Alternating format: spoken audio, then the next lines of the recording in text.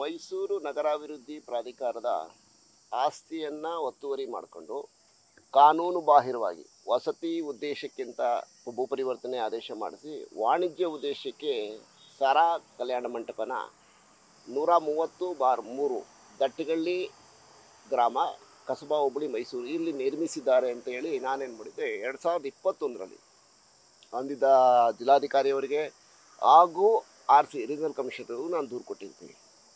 ಆ ಸಂಬಂಧ ಶ್ರೀಮತಿ ಅಂದಿನ ನಿರ್ಗಮಿತ ಜಿಲ್ಲಾಧಿಕಾರಿಗಳಾಗಿರೋ ಸಿಂಧೂರಿಯವರು ಸಹ ಒಂದು ಒತ್ತಾಯ ಮಾಡಿರ್ತಾರೆ. ಸೊ ಆ ಒತ್ತಾಯದ ಮೇಲೆ ನಾವೇನು ಮಾಡ್ತೀವಿ, ಅದನ್ನು ದೂರನ್ನ ಪರಿಗಣಿಸಿ ತನಿಖೆ ಮಾಡೋಕ್ಕೆ ಅಂತ ಸರ್ಕಾರ ಆದೇಶ ಮಾಡುತ್ತೆ. ಮತ್ತು ಇಲ್ಲಿ RC ರೀಜನಲ್ ಕಮಿಷನರು ಸಹ ಆದೇಶ ಮಾಡಿರ್ತಾರೆ ತನಿಖೆ ಮಾಡೋಕ್ಕೆ ಅಂತ. ಅವರು ಕ್ಲೀನ್ ಚಿಟ್ ಕೊಡ್ತಾರೆ, ಸಾರಾಮಹೇಶ್ವರು ಯಾವುದೇ ರೀತಿನ ಮಾಡಿಲ್ಲ, ಕಾನೂನು ಬಾಹಿರವಾಗಿ ಯಾವುದು ಮಾಡಿಲ್ಲ, ಕಾನೂನುಬದ್ಧವಾಗಿ ಎಲ್ಲ ನಿರ್ಮಿಸಿದ್ದಾರೆ ಅಂತೇಳಿ. ಸೊ ಅದು ಸುಳ್ಳು ವರದಿ. ಅದಾದ ನಂತರ ಜಿಲ್ಲಾಧಿಕಾರಿಗಳ ನೇತೃತ್ವದಲ್ಲಿ ತನಿಖೆ ಮಾಡಿ ಆದೇಶ ಮಾಡಬೇಕು, ತನಿಖೆ ಮಾಡಿ ವರದಿ ಕೊಡಿ ಅಂತ ಹೇಳ್ಬಿಟ್ಟು ಸರ್ಕಾರ ಆದೇಶ ಮಾಡುತ್ತೆ ನನ್ನ ದೂರಿನ ಮೇಲೆ.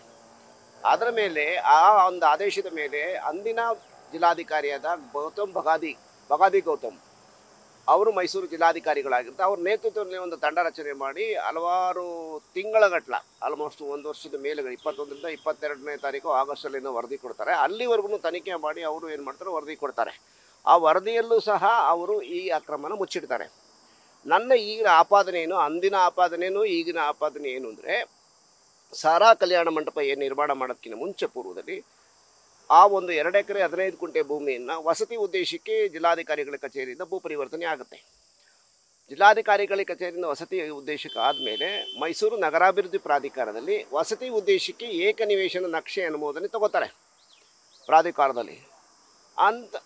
ತದನಂತರ ಏಕನಿವೇಶನ ನಕ್ಷೆನ ಅದು ಖಾತೆ ಆಗುತ್ತೆ, ಏನು ವಸತಿಗೆ ಖಾತೆ ಆಗುತ್ತೆ.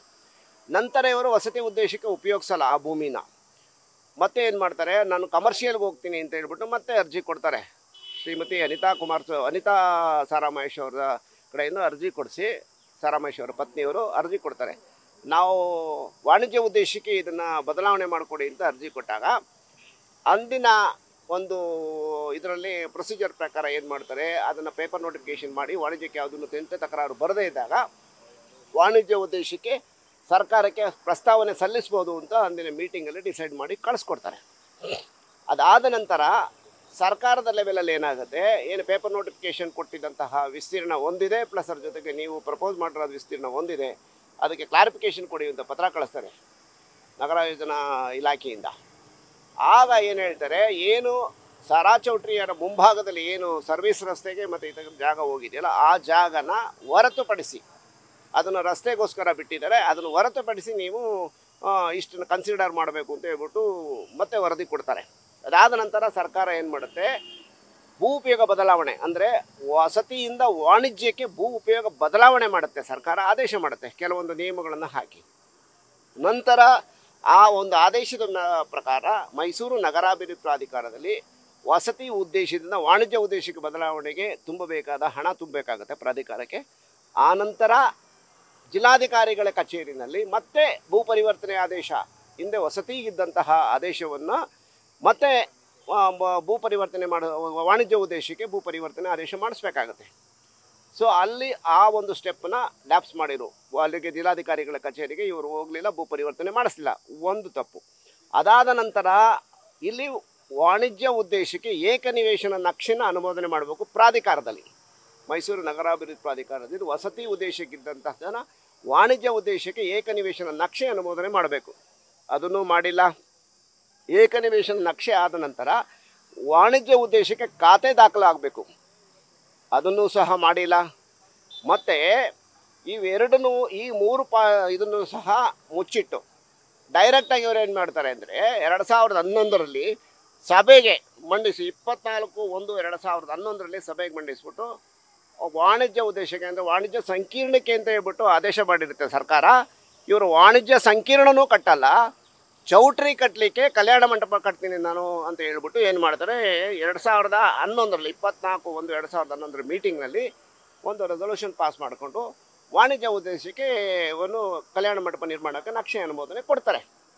ಅಂದು ಹಲವಾರು ಜನಗಳು ಸದಸ್ಯರುಗಳಿದ್ದಾರೆ. ಹರ್ಷಗುಪ್ತಾ ಇದ್ದಾರೆ ಅಂದಿನ ಅಧ್ಯಕ್ಷರು, ತನ್ವೀರ್ ಶೆಟ್ಟಿ ಇದ್ದಾರೆ, ಸತ್ಯನಾರಾಯಣ ಇದ್ದಾರೆ, ರಮೇಶ್ ಬಂಡಿ ಸಿದ್ದೇಗೌಡ ಇದ್ದಾರೆ, ಮರಿತಿಬ್ಬೇಗೌಡ ಇದ್ದಾರೆ, ಚಿಕ್ಕಮಾಧವ್ ಇದ್ದಾರೆ, ತೋಂಟದಾರ್ಯ ಇದ್ದಾರೆ, ಸಿದ್ದರಾಜು ಇದ್ದಾರೆ, ಸಂದೇಶ್ ನಾಗರಾಜು, KR ಮಲ್ಲಿಕಾರ್ಜುನಪ್ಪ, KV ನಾರಾಯಣಪ್ಪ, ಗೋಮಧುಸೂದನ್ ಹಾಗೂ ಜಯಣ್ಣ, ಸುನಿಲ್ ಅಗರ್ವಾಲ್ ಅಂದಿನ police commissioner, Raikar, N Kumar, Shivakumar, Subegowda ಇಷ್ಟು ಜನ ಸಭೆಯಲ್ಲಿ ಹಾಜರಿದ್ದವರು ಈ ಒಂದು ಲೋಪವನ್ನು ಯಾರೂ ಸಹ ಪರಿಗಣನೆ ತಗೊಂಡೇ ಇಲ್ಲ. ಈ ಲೋಪವನ್ನು ಸರಿಪಡಿಸಲಿಕ್ಕೆ ಇದು ಆಗಲ್ಲ. ಭೂಪರಿವರ್ತನೆ ಉದ್ದೇಶ ಭೂಪರಿವರ್ತನೆ ಆಗಿಲ್ಲ, ವಾಣಿಜ್ಯಕ್ಕೆ ಪ್ಲಸ್ ಏಕನಿವೇಶನ ನಕ್ಷೆ ಆಗಿಲ್ಲ, ಏನೆಲ್ಲ ಡೈರೆಕ್ಟ್ ಪ್ಲಾನ್ ಕೊಡಬಾರ್ದು ಇದನ್ನು ಅನ್ನೋದು ಯಾರೂ ಸಹ ಇದು ಮಾಡೋದಲ್ಲ. ಎಲ್ಲರೂ ಸಹ ಎಲ್ಲರೂ ಸಹ ಶಿಫಾರಸು ಮಾಡಿದ್ದಾರೆ. ಇದಾದ ನಂತರ ಏನಾಗುತ್ತೆ, ವಾಣಿಜ್ಯ ಸಂಕೀರ್ಣಕ್ಕೆ ವಾಣಿಜ್ಯ ಚೌಟ್ರಿನ ಕಟ್ಕೊತಾರೆ. ಅದಾದ ನಂತರ ಈ 3 ಲೋಪಗಳು ಆಗಿದೆ. ನಂತರ ಪ್ರಾಧಿಕಾರದ ಆಸ್ತಿ ಏನು ಸಾರಾ ಚೌಟ್ರಿ ಇದೆಯಲ್ಲ, ಸುತ್ತ ಪ್ರಾಧಿಕಾರದ ನಿವೇಶನಗಳನ್ನು ಒತ್ತುವರಿ ಮಾಡಿದ್ದಾರೆ ಅಂತ ನನ್ನ ಆಪಾದನೆ ಇತ್ತು. ಸೊ ಅದನ್ನೂ ಸಹ ಮುಚ್ಚಿಟ್ಟಿದ್ದಾರೆ.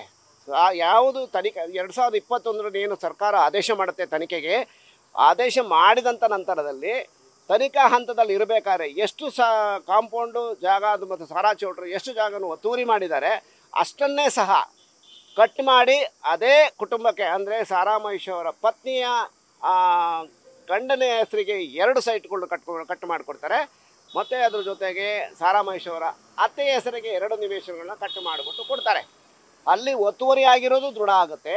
ಪ್ಲಸ್ ಇದಾದ ಮೇಲೆ ಅದನ್ನು ತನಿಖಾ ಹಂತದಲ್ಲಿರಬೇಕಾದ್ರೆ ಈ ಒಂದು ಭ್ರಷ್ಟಾಚಾರ ಮಾಡೋಕ್ಕೆ ಅಂತ ಹೆಸರುವಾಸಿಯಾದ ನಟೇಶ್ ಏನು ಮಾಡ್ತಾನೆ, ಕೆಳ ಹಂತದ ಅಧಿಕಾರಿಗೆ ವಾಟ್ಸಪ್ ಮುಖಾಂತರ ಇದೇ ಥರನ ಸ್ಕೆಚ್ ಮಾಡಿ ನೀವು ಹರಾಜಿಗೆ ಹಾಕಿ ಅಂತ ಹೇಳ್ಬಿಟ್ಟು ವಾಟ್ಸಪ್ ಮಾಡಿದ್ದಾನೆ. ಆ ವಾಟ್ಸಪ್ ಸ್ಟೇಟಸಲ್ಲಿ ಅದು ಸಹ ನನಗೆ ದಾಖಲೆ ಸಿಕ್ಕಿದೆ. ಅದಾದ ನಂತರ ಕಟ್ ಮಾಡಿ ಅವರಿಗೆ ಅವ್ರದೇ ಕುಟುಂಬಕ್ಕೆ ಆಕ್ಷನಲ್ಲಿ ಕೊಡ್ತಾರೆ. ಅದು ಒಂದು ಅಕ್ರಮ. ಈಗ ನೀವು ಏನಂತ ಅರ್ಜಿ ಕೊಟ್ಟಿದ್ದೀರಿ, ಏನು ಆದೇಶ ಆಗಿದೆ ಸರ್? ಇವಾಗ ಇದನ್ನೆಲ್ಲನೂ ಲೋಪಗಳನ್ನ ಜಿಲ್ಲಾಧಿಕಾರಿ ಹೊಂದಿದ್ದ ಬಗಾದಿ ಗೌತಮ್ ಅವರು ಇದನ್ನೆಲ್ಲ ಮುಚ್ಚಿಟ್ಟು ಸಾರಾ ಚೌಟ್ರಿ ಅವರಿಗೆ ಕ್ಲೀನ್ ಚಿಟ್ ಕೊಟ್ಟಿದ್ದಾರೆ. ಯಾವುದು ಒತ್ತುವರಿ ಆಗಿಲ್ಲ, ಒತ್ತುವರಿ ಆಗಿರೋದೆಲ್ಲ ಖಾಸಗಿಯವರು ಭೂಮಿ ಒತ್ತುವರಿ ಆಗಿದೆ ಅಂತ ಹೇಳಿದ್ದಾರೆ. ಅದು ತಪ್ಪು ಮಾಡಿದ್ದಾರೆ. ಏನು ವಸತಿ ಉದ್ದೇಶದಿಂದ ವಾಣಿಜ್ಯಕ್ಕೆ ಬದಲಾವಣೆ ಆಗಿಲ್ಲ ಅಂತ ಗೊತ್ತಿದ್ದು ಅದನ್ನು ಸಹ ಮರೆಮಾಚಿದ್ದಾರೆ. ಹಾಗಾಗಿ ಎಲ್ಲವೂ ತನಿಖೆ ಆಗಬೇಕು. ಪ್ಲಸ್ ಅದ್ರ ಜೊತೆಗೆ ಏನು ಮುಂದೆ ರಸ್ತೆಗೋಸ್ಕರ ಹೋಗಿರೋಂಥ ಜಾಗಕ್ಕೂ ಸಹ 50-80 ನಿವೇಶನವನ್ನು ಕೊಟ್ಟಿದ್ದಾರೆ, ಅದನ್ನೂ ಸಹ ವಾಪಸ್ ತಗೋಬೇಕು. ಮತ್ತು ಏನು ಅಕ್ರಮವಾಗಿ ಸಾರಾ ಮಹೇಶ್ ಚೌಟ್ರಿ ಅವರ ಕಲ್ಯಾಣ ಮಂಟಪ ನಿರ್ಮಾಣ ಮಾಡಿದ್ದಾರೆ ಅದು ಅಕ್ರಮ ಆಗಿರೋದ್ರಿಂದ, ಇದೆಲ್ಲನೂ ಸಹ ಲೋಪ ಆಗಿರೋದ್ರಿಂದ ಅದು ತಪ್ಪಿತಸ್ಥರಾಗಿರೋ ಸಾರಾ ಮಹೇಶ್ ಅವರು ಏನು ಅಂದು RC ಕಚೇರಿ ಇದ್ದರೆ ನಾನು ತಪ್ಪು ಮಾಡಿಲ್ಲ, ನಾನು 1 ಇಂಚು ಭೂಮಿಯನ್ನು ಒತ್ತುವರಿ ಮಾಡ್ಕೊಂಡಿಲ್ಲ ಪ್ರಾಧಿಕಾರದ, ಮತ್ತು ನಾನು ಕಾನೂನುಬದ್ಧವಾಗಿ ಮಾಡಿದ್ದೀನಿ, ಆ ಥರ ಏನಾದರೂ ಪ್ರೂವ್ ಆದರೆ ನಾನು ರಾಜಕೀಯ ನಿವೃತ್ತಿ ಹೊಂದ್ತೀನಿ ಅಂತ ಹೇಳಿದಲ್ಲಪ್ಪ ಸಾರಾ ಮಹೇಶ್. ಈಗ ನೀನು ರಾಜಕೀಯ ನಿವೃತ್ತಿ ಹೊಂದಬೇಕು. ನೀನು ಅಕ್ರಮ ಮಾಡಿರೋ ನಿಜ ಆಗಿದೆ. ಹಾಗೆ ಈ ಒಂದು ಏನು ಅಕ್ರಮವಾಗಿ ಕಟ್ಟಡನೋ ಸರ್ಕಾರ ಉನ್ನತ ಮಟ್ಟದ ತನಿಖೆಗೆ ಆದೇಶ ಮಾಡಿ ಆ ಅಕ್ರಮ ಕಟ್ಟಡ ತೆರವಾಗಬೇಕು.